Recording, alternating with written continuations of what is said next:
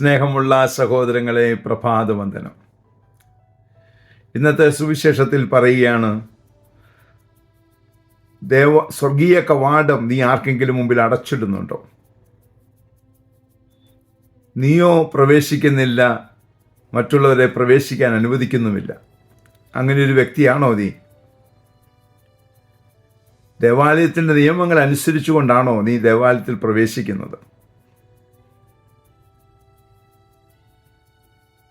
ദേവാലയം ദൈവം വസിക്കുന്ന ഇടമാണെന്ന് തിരിച്ചറിയുന്നുണ്ടോ? ഒരിക്കൽ ഞാൻ മൊബൈൽ ഫോൺ ഉപയോഗിക്കുന്ന ഒരാളെ കണ്ട് ഞാൻ ചോദിച്ചു, പുറത്തു വച്ചിരിക്കുന്ന ബോർഡ് കണ്ടില്ലേ? സ്വിച്ച് ഓഫ് ദ മൊബൈൽ എന്നാണ് അവിടെ വെച്ചിരിക്കുന്നത്. അത് കണ്ടില്ലേ എന്ന് ഞാൻ ചോദിച്ചു. ചിലർ പറയാറുണ്ട്, ഞാനത് മൊബൈൽ ഉപയോഗിക്കാൻ വേണ്ടിയൊന്നുമല്ല, അത് ഞാൻ വായിക്കാൻ വേണ്ടിയാണ്, പ്രാർത്ഥനയിൽ പങ്കെടുക്കാൻ വേണ്ടിയാണ്.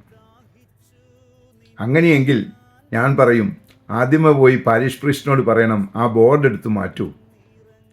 Switch off the mobile phone എന്ന് പറഞ്ഞാൽ അത് സ്വിച്ച് ഓഫ് ചെയ്യുക എന്ന് തന്നെയാണ്. അനുസരിക്കാതെ ബലിയർപ്പിക്കുന്ന വ്യക്തിയാണോ നീ? ദേവാലയ നിയമങ്ങൾ അനുസരിക്കാതെയാണ് നീ ബലിയർപ്പിക്കുന്നെങ്കിൽ അതൊരു തെറ്റല്ലേ? സ്നേഹമുള്ള സഹോദരങ്ങളെ, ദേവാലയ നിയമങ്ങൾ അനുസരിച്ചുകൊണ്ട് ദൈവം വസിക്കുന്ന ഇടമാണെന്ന് തിരിച്ചറിഞ്ഞുകൊണ്ട് നമുക്ക് ബലിയർപ്പിക്കാം, പ്രാർത്ഥിക്കാം. പരിശുദ്ധ അമ്മയെ സഹായിക്കണേ, വിശുദ്ധ ഔസേപ്പിതാവേ ഞങ്ങൾക്ക് വേണ്ടി പ്രാർത്ഥിക്കണേ, പരിശുദ്ധാത്മാവേ എഴുന്നള്ളി വരണേ, പരിശുദ്ധ പരമ ദിവ്യകാരുണ്യത്തിന് എന്നേരവും ആരാധനയും സ്തുതിയും പുകഴ്ചയും ഉണ്ടായിരിക്കട്ടെ. ആമേൻ. ശുദ്ധി നൽകണേ, തിരുരക്തത്താൽ അഭിഷേകം ചെയ്യണേ, അഗ്നിയാൽ പരിശുദ്ധി നൽകണേ, ആത്മാവാം ദൈവമേ വരണേ,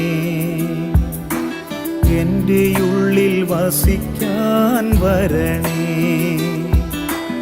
ആത്മാവാം ദൈവമേ